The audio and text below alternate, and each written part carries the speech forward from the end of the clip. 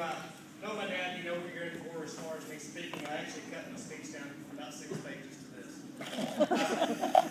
I'll do a house cleaning on one of his notes. There's actually one other father. It's not father-son. There's actually a father-daughter award of the Boyd Cup too, and that's Nancy Johnson and her father. I just wanted to bring that to attention to. Ms. Ellie, you talked about pride and Teague, and we're definitely going to cover that. And my dad covered how important it is to shop in Teague. A lot of this would not have happened had I not shopped in Teague on one day when I got out of the Army. In 2003, I was down at Miss Burns' office supply store. I was getting something for who knows what. And this guy comes up to me, introduces himself, starts talking, says, "Hey, I'm a member of the fire department. I understand you're a firefighter. Why don't you put an application in with the fire department?" I said, "Sure, why not?" Filled out the application. The next month, they voted me on. October 2003, became a firefighter with the Teague Fire Department. The next September, they had officer elections. The safety officer position opened up, and they asked me, "Hey, would you be our safety officer? You got to do a few things here and there." So I took over that. I remained in that position until, except for 2 years ago, I was out of it for about 3 months when I took over a captain's job. The same guy that asked me to join the fire department in 2005, he called in the ISO, which is the Insurance Services Organization, which they rate the cities on the public protection classifications, which goes over your fire department equipment, what the training your firefighters have, your fire hydrants, and your dispatch. Well, they came in and rated the city of Teague at a class 5. 1 is the worst, 1 is the best, 10 is the worst. So we're about midway down the list. Well, that wasn't good enough for us, so we wanted to move forward. Next thing we did is we wanted to build the new fire station, which Mr. Leon was gracious enough to donate the land where the new fire station sits, and through a lot of good help, a lot of the citizens in the community donated time, money, and effort to build a new fire station. But one of the things that happened is the officers actually had to take out a loan for this fire station, 20-year loan. We're going to use our fundraisers, our chili fundraisers, over the next 20 years to pay for this. Well, as you all know, on the day after 4th of July 2008, we lost a really good man. The same guy that asked me to join the fire department was killed in a structure fire we had here at Teague. The outpouring for Robert Knight, great man, the outpouring was just amazing, just as amazing as he was. And that's where the story gets good. This 20-year loan that the fire department had, within 2 months was paid off. The station was paid off because of the support of this community. Those of y'all that went to the funeral, y'all probably will never forget it. Miles and miles of fire apparatus lined up to honor him. From over 70 different fire departments from all over the state came out to honor him. It's just amazing. After his funeral, we sat down, the officer sat down, and we said, "What do we need to do? What direction do we need to go from here?" Well, first thing we need to do is prevent any reoccurrences. So we started thinking, okay, what went wrong? What can we do better? We started correcting problems. One of the things we did, I sat down, we created it's called a standard operating guidelines. It's a book that covers any type of scenario that we might run up against. Well, turns out whenever the State Fire Marshal's office released a report on the accident, they had 6 recommendations. 6 months after the accident, the report was released publicly, we had already corrected 5 of the 6 problems. The 6th problem was for pre-planning. This was a problem we knew we just couldn't take care of on our own very quickly. So I approached the city council and said, "Hey, can you name me the deputy fire marshal?" It's just a title. The only thing it provides is a little bit of authority to go in and do the inspections.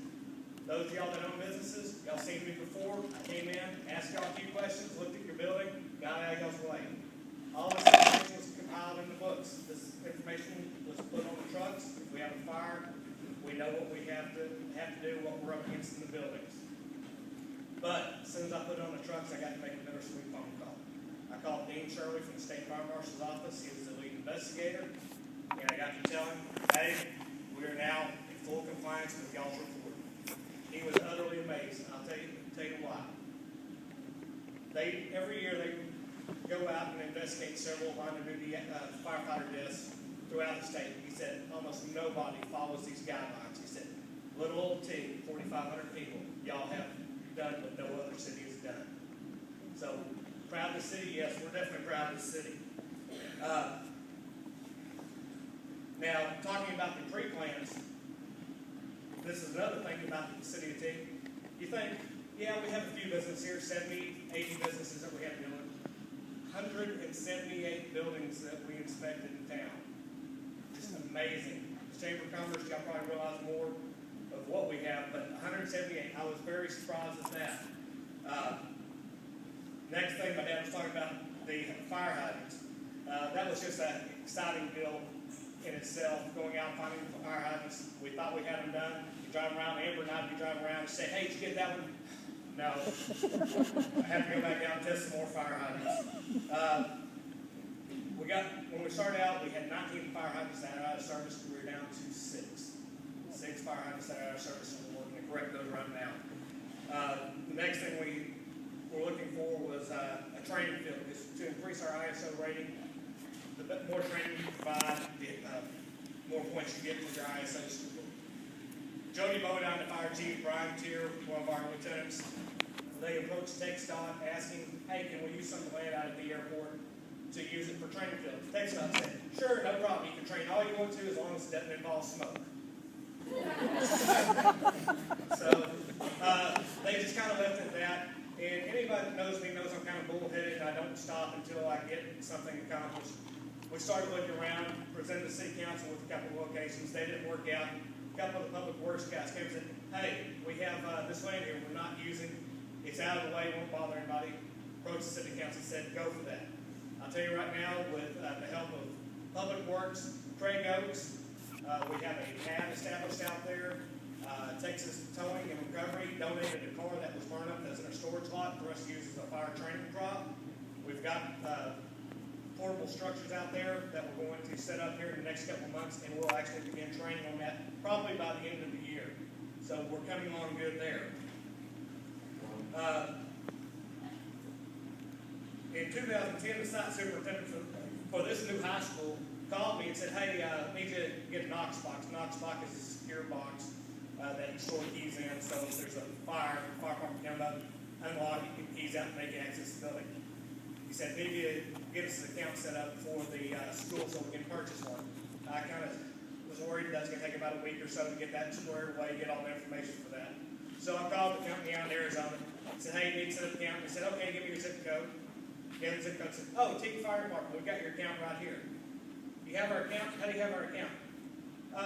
A gentleman named Robert Knight set it up. So a year and a half later, we're still catching up to stuff that he had done. That's how much of a visionary he was. I'm sure there's still going to be stuff we're going to come across in the future on that. If you hadn't noticed, I'm very proud of my fire department. I am a paid firefighter. I'm also a volunteer firefighter, and I will put this fire department up against any fire department in this country. I love these guys. They're really good. The day after Robert died, I saw true courage, true heroism in the fact that we were up at the fire station, and everybody's just shell-shocked. The whole community was shell-shocked that day. Our pagers went off while we were up at the fire station. And these people who just lost a friend, a comrade, their leader of the fire department, got called out to Fairfield because they had a structure fire. Did they stop? No. Other departments will actually have people come to cover them. No, our guys didn't. They put on their gear, got on the trucks, and went out and responded to the call.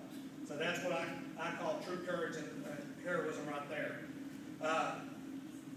But we weren't done yet. The city was still trying to help us fulfill all of Robert's dreams. His other dream was he wanted a new fire engine. The city purchased a new fire engine. It's sitting down in bay number 2 in our fire station. It says Robert's ring on the front bumper of it. But they didn't stop there. In an effort to improve the economic development of the city, they also wanted a ladder truck, because if we needed a new hotel in town, it couldn't be over 2 stories without having a ladder, so they purchased a ladder truck for us also.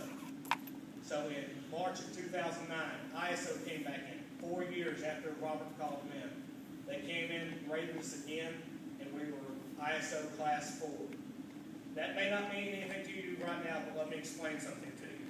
In the United States, there are 48,324 cities rated by ISO. There are 62 cities in the United States and 14 in Texas that hold an ISO Class 1. That's the highest rating. Only 7,275 have an ISO rating of 4 or higher.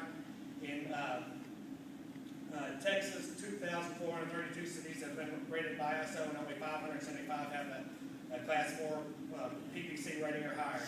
This puts little old Teague and its 4,500 residents with its all-volunteer fire department of 30 volunteers in the top 23% of Texas cities and top 15% of United States cities. If that's not something to make you proud of your city, I don't know what is. We're still working. There's more stuff we're working on right now. But I just want to let you know, this is what's happened in the past. This is where we're going in the future. And this award right here, come over there, it's not just me. I'd like to dedicate this to all the past and present members of the fire department. They are the backbone of the fire department and where this all came from.